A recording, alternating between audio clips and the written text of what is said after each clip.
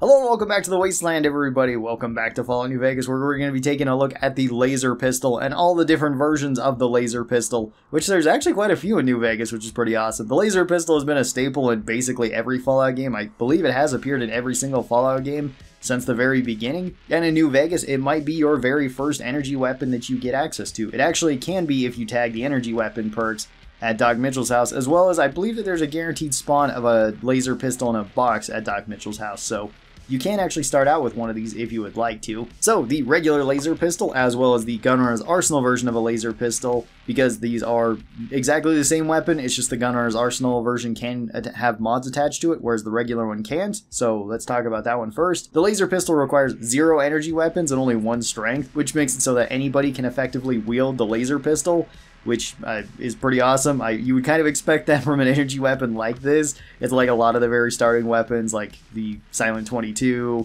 and I guess things like the brass knuckles. Kind of stuff that you would expect, or I guess boxing tape, not necessarily brass knuckles, but stuff that you would expect for a starting weapon for any of the classes. The laser pistol does 12 damage on hit, which is pretty low, but it's not the lowest that we've seen here. This one has 45 damage per second. You can actually spam this fairly quick, so that is something that's good about the laser pistol. This has 12 crit damage on it, which is pretty normal, what you kind of expect, although it does have an above average crit chance at 1.5 times, which is pretty nice. The laser pistol also only takes 15 action points to use in VATS. It is really good in a VATS build. Like the energy weapons, well, at least the laser weapons are really, really strong for that. We've talked about that with the laser rifle before and how strong that one is. Laser pistol is also really good in VATS.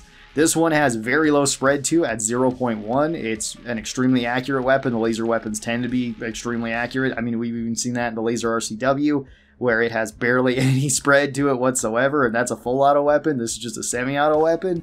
This one also holds 30 rounds in it, which is quite high.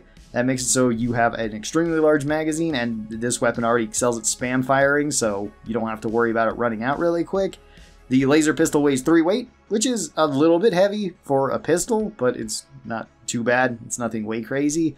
And this does have 200 item health, making it one of the more durable energy weapons. I believe they did that since this is probably going to be like your starting energy weapon, and they didn't put a whole lot of energy weapons in the early game in New Vegas, where it's like you have this.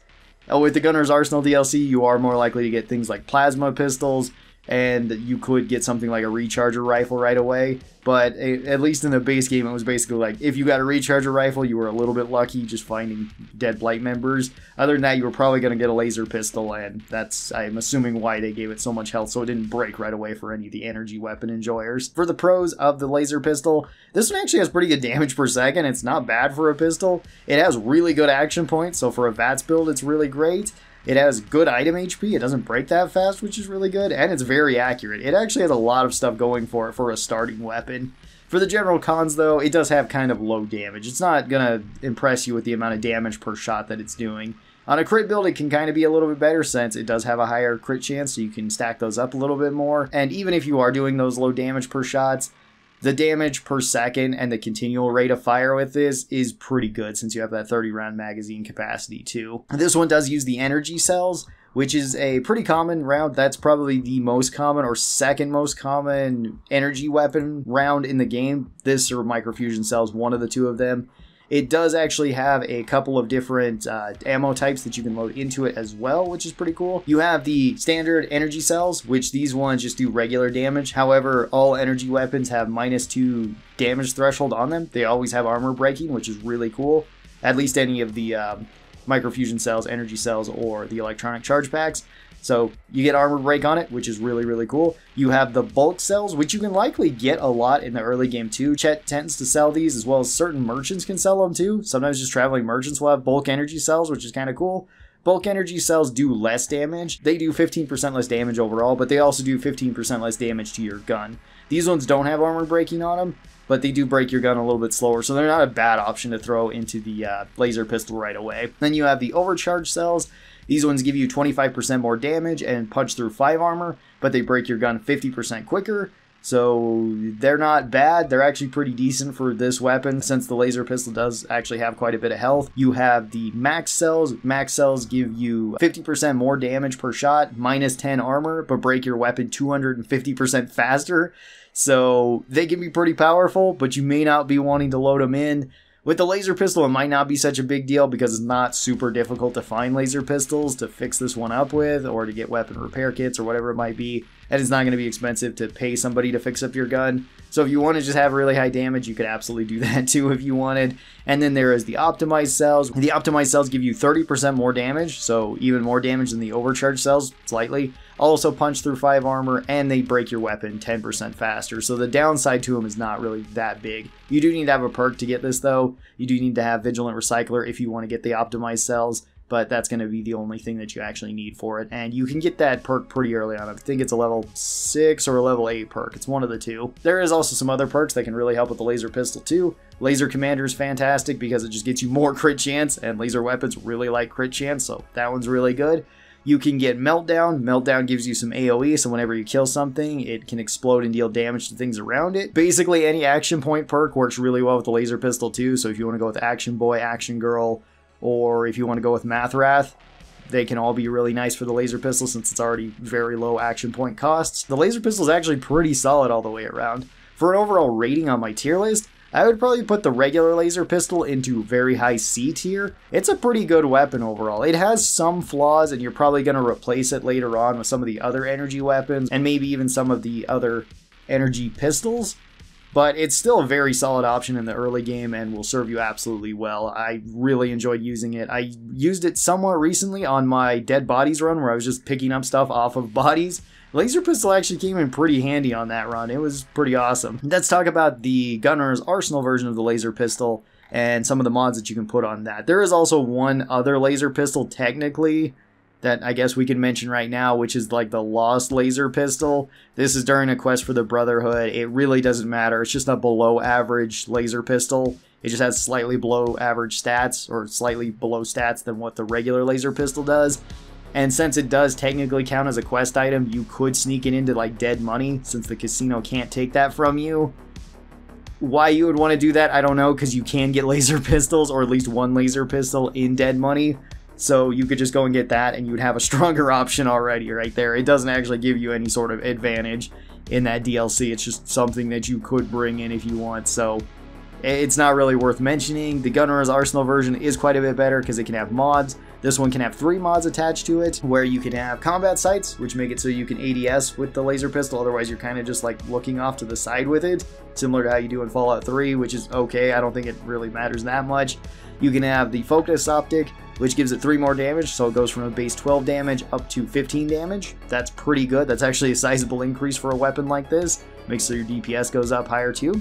And then you can also have the recycler on this, which makes it so after every 4th shot, then that shot can be recycled, which is pretty good. That actually helps out with the laser pistol quite a bit because you do have a lot of ammo for it. I would say that all of these make the laser pistol a little bit better, and I would bump it up actually a rank, up into B tier. It's a pretty solid weapon once it's maxed out. I wouldn't blame anybody for carrying this around as their like go-to energy pistol. All of these are considered improved holdout weapons, so you will need 50 sneak in order to sneak them into a place. Energy weapons don't have a whole lot of options for sneak-in energy weapons. It's like the laser pistol, plasma defender, plasma pistol. You can probably do the recharger pistol, maybe? I'm not entirely sure. I haven't really snuck in a whole lot of energy weapons, honestly. Now, there is still 2 more unique versions of the laser pistol we need to talk about, too. One of them is in the base game, and one of them you can find in the DLC. Let's talk about the DLC one first, which this one is called the Compliance Regulator. The Compliance Regulator is found in Zion. You don't have to find this in one of the caves there. It's inside one of the caves near Joshua's camp, though, so it shouldn't be too hard to find. You can always go back to Zion and find this anyway. It doesn't, like, disappear if you completed the main quest or anything like that. So the Compliance Regulator does less damage. It does 8 damage per hit. This one does 30 damage per second, also having lower DPS. This one still has the same 12 crit damage, which is fine. The same 1.5 times crit modifier, also okay. Only costs 15 action points, just like the regular laser pistol. This one has the same spread at 0.1, holds 30 rounds in it, weighs 3, and has 200 weight. On paper, this one looks like it's all around just a weaker version of the energy pistol, and that is true. It is meant to be that way. However, the compliance regulator can paralyze enemies on crit hit, and it paralyzes them for 10 seconds at a time, which arguably makes this one of the strongest weapons in the game, especially for an energy weapons build. It's not necessarily the strongest as a weapon that you're going to be using specifically on an enemy, like shoot them, knock them down with the paralyzation and just keep shooting them. You're going to try to hit something, paralyze it, and then switch to whatever your heavy hitting weapon is, and then shoot it while it's on the ground while it can't fight back. This makes it incredibly strong for taking out things like death claws.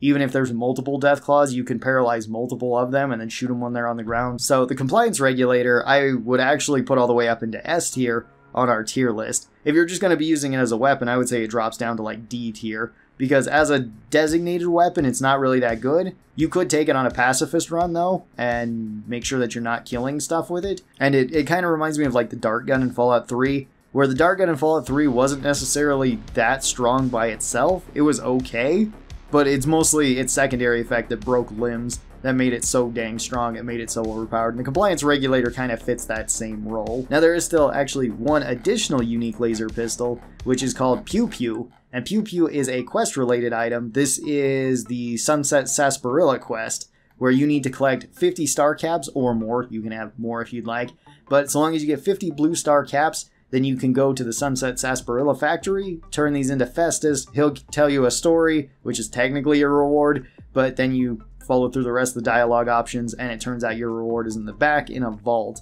You can find this on a dead body that is in there, and Pew Pew is a really cool gun. A lot of people really like it, and it's a really, really fun gun. The stats for Pew Pew, this also requires 0 energy weapons and 1 strength, just like all the other laser pistols. This one does a whopping 75 damage per shot, and has 150 damage per second, although the damage per second is a little bit less than that in terms of practical use, because you only get 2 shots with Pew Pew. This one does 50 crit damage on hit, which is pretty high. This has an even higher crit modifier at 2.5 times, so it's pretty likely to hit crits.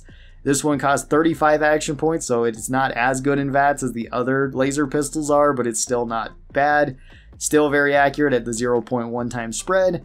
This one only holds 10 rounds in it, but it costs 5 rounds per shot to be used. So you are going to be using up more energy cells per shot, as well as you only get 2 shots with this before you have to reload it. But it does have 2 pretty powerful shots for a laser pistol.